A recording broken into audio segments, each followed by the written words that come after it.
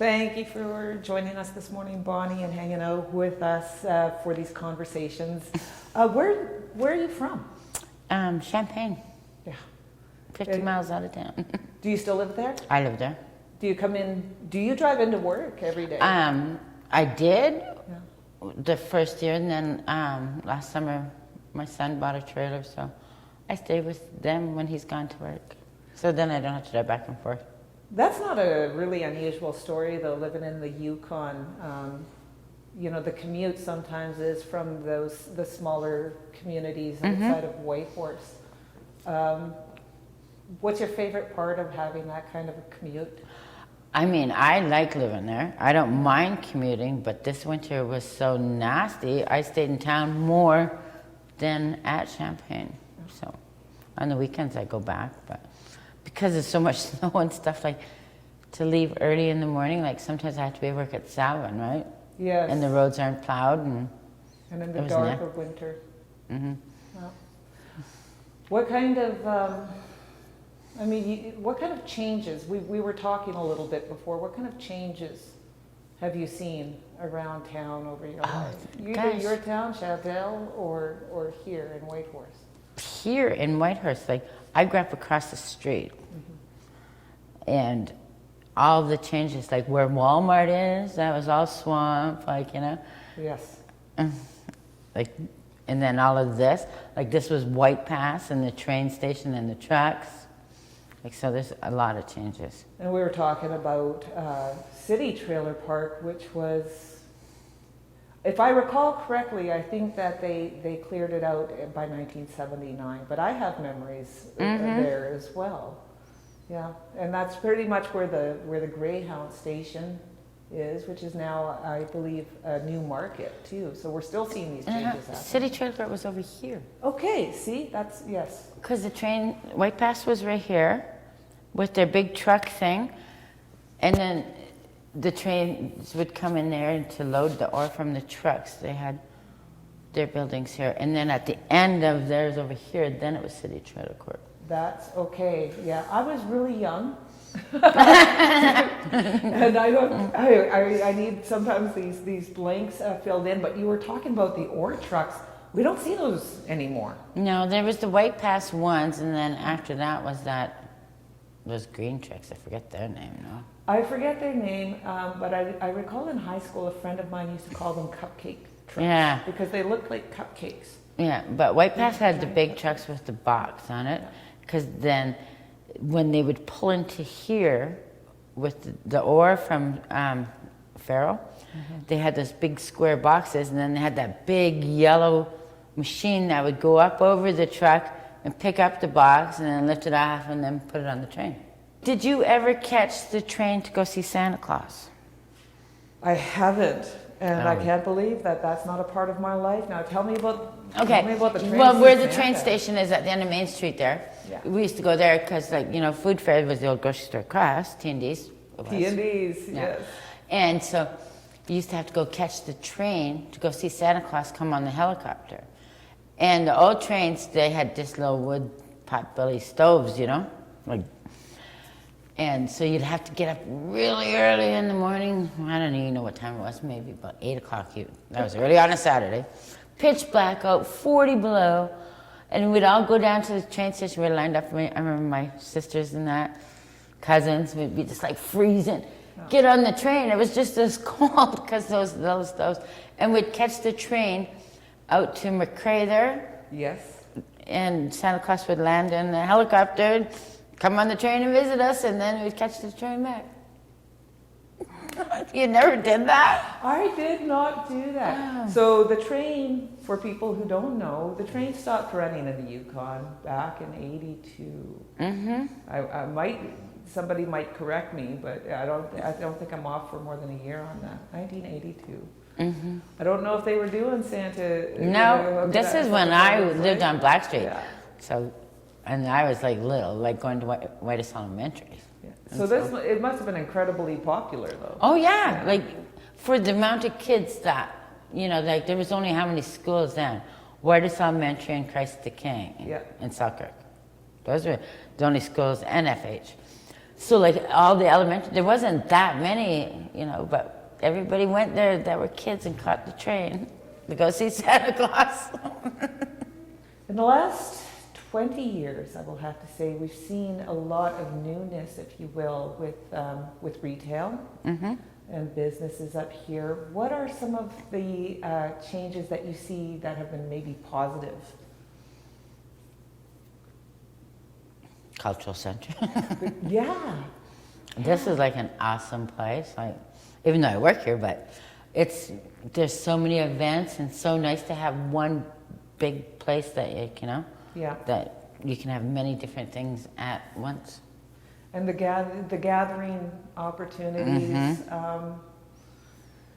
Like First Nations grand, but because of COVID, there hasn't been nothing that much. Now it's starting to pick up again, but it's a busy place, and you see many people. I was really privileged a couple of weeks ago to go to the first public event I'd attended in over a year, which was the Tlingit language graduation. And it was just so wonderful because we are, you know, humans are a social animal.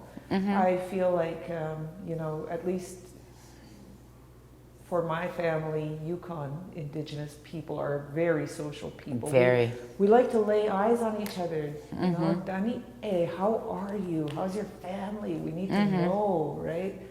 This place has provided us a place for that. Because, like, you know, you have lots of relatives all around the Yukon that you don't see all the time, but when they come to something that's here, you're like, oh, hey, hi. You know, like I said, in person. Where did people gather before the cultural center?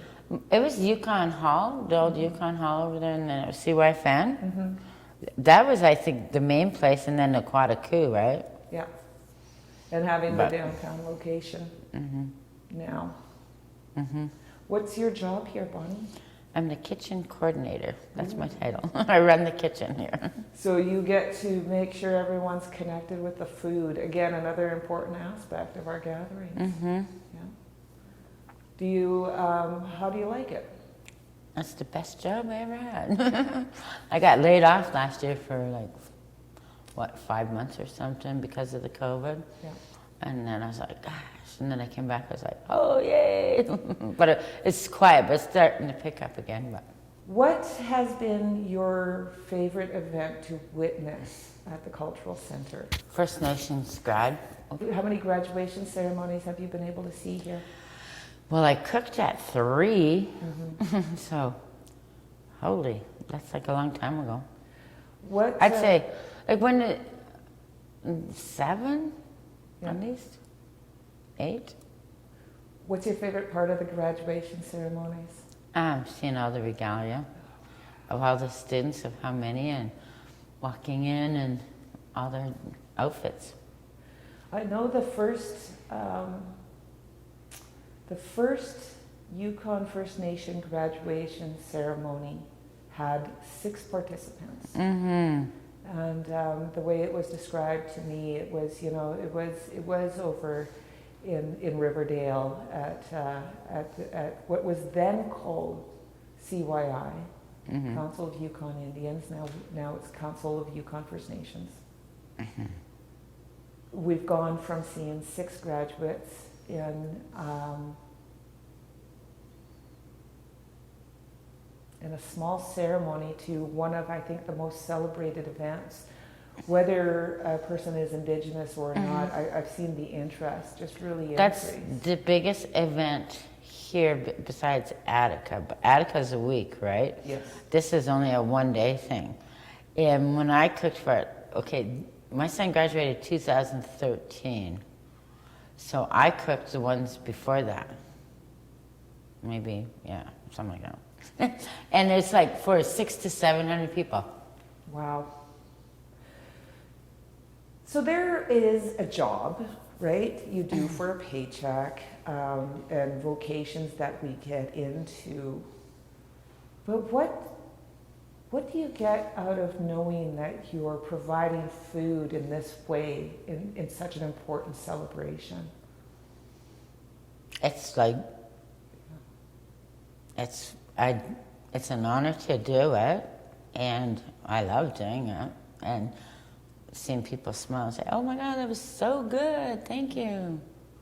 Do you get a lot of opportunity to prepare or bring in traditional food? Yep. How was that received? Very well. Like one of the caterings I did for the native grad was, so I just got on the phone and emailed, and I made caribou, bison, moose, and beef stew. What do you think it means to people? They were like, what it means to them was a lot, because like they're going, "Oh man, we're from Old Cove, we can have caribou stew and not beef," which was like, It allows people maybe to connect with home, with where we're from. yeah, the beef was mostly leftover half the pot. You're there. Everybody goes, "Where did you get all this?" I said, "You just gotta get on the phone and ask people." Yes. And they sent it. Do you find that people are really willing to then to provide that food for you? Oh yeah. Yeah, and they go, "Well, if I only have one chunk, but I know who's got some, and I'll go get some." And people just brought it in, or I went around and got it and collected it, and so. What are you looking forward to the most when we start to see the pandemic restrictions lift?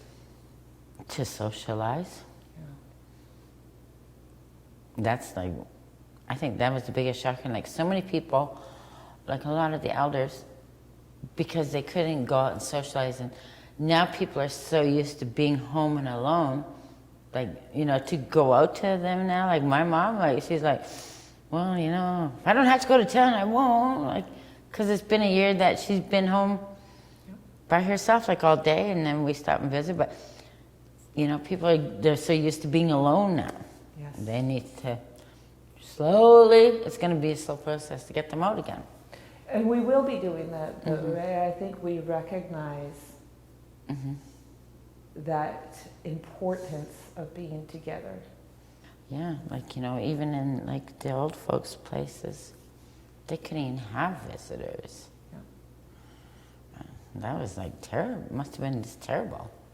So working in this structure, which is based on social gathering, it must be really evident to you to see such a difference between what your job usually is versus what you're looking at now. Big difference. Like in November when it was just so slow, it was like, oh God, nobody's here. But now it's slowly picking up because of the vaccine and stuff. So it's getting more lenient, right? That people can come. So there's a big difference